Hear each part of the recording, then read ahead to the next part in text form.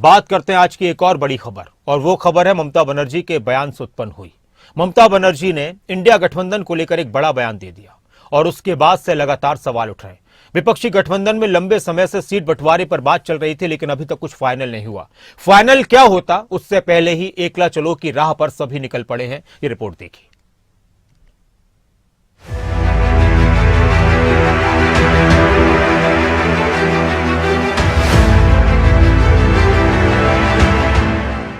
इधर राहुल गांधी भारत जोड़ो यात्रा लेकर असम में बीजेपी के सीएम से लड़ रहे हैं और बच्चों को एकता का पाठ पढ़ा रहे हैं। उधर उनके बंगाल पहुंचने से पहले ही ममता बनर्जी ने खेला कर दिया। बंगाल की मुख्यमंत्री ने साफ कर दिया कि वो अकेले चुनाव लड़ेंगी। कांग्रेस ने उनसे यात्रा पर बातचीत नहीं की।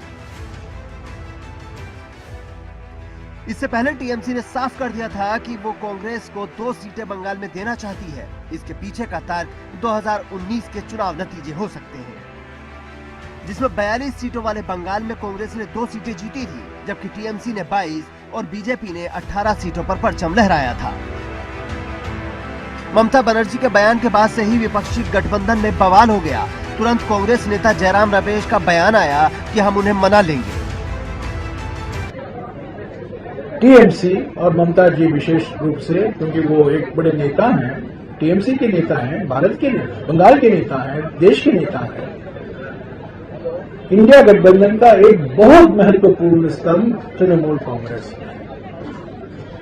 हम ममता जी के बिना इंडिया गठबंधन की कल्पना नहीं कर सकते और हम उम्मीद करते हैं कि जो कल ममता जी ने कहा कि बीजेपी को हराना हमारा कर्तव्य है, हमारी प्रायोरिटी है, हमारी प्राथमिकता है, उसी भावना के साथ हम पश्चिम बंगाल में प्रवेश कर रहे हैं और हमें पूरा उम्मीद है कि जो बातचीत चल रही है। कांग्रेस के ही सुर में सुर गठबंधन के बाकी साथी भी मिला रहे हैं, लेकिन अपने राज्यों की बात आते ही उनके सुर भी बदल जाते हैं। नहीं, कोई नुकसान नहीं होगा।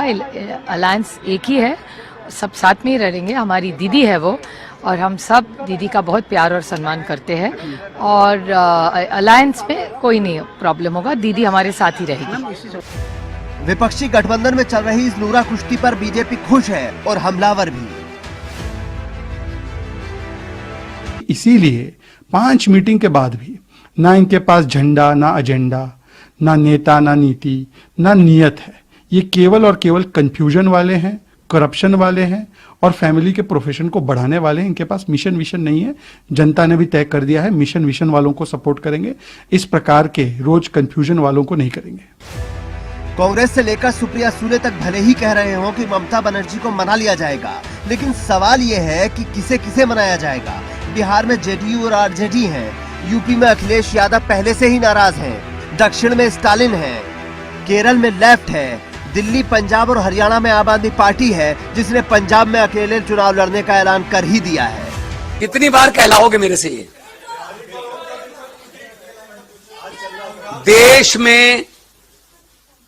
देश में पंजाब बनेगा हीरो। 2024 में लोकसभा चुनाव में आम आदमी पार्टी के पक्ष में 13-0।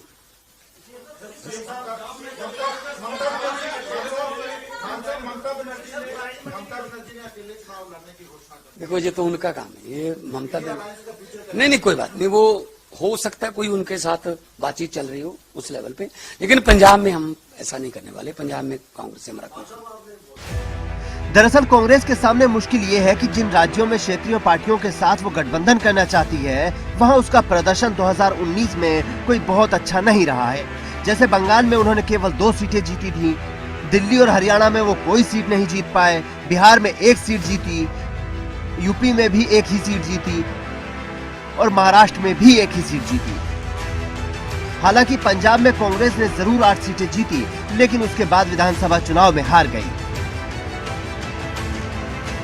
यही सारे तर्क देकर क्षेत्रीय पार्टियां कांग्रेस को कम सीटें देने की बात कहती हैं, जिस पर कांग्रेस राजी नहीं है। तो विपक्ष में जीतना तो सब चाहते हैं, लेकिन ऐसा लग रहा है कि कुर्बानी देने के लिए कोई तैयार नहीं है। न्यूज़ डेस्क, खबरें अभी तक।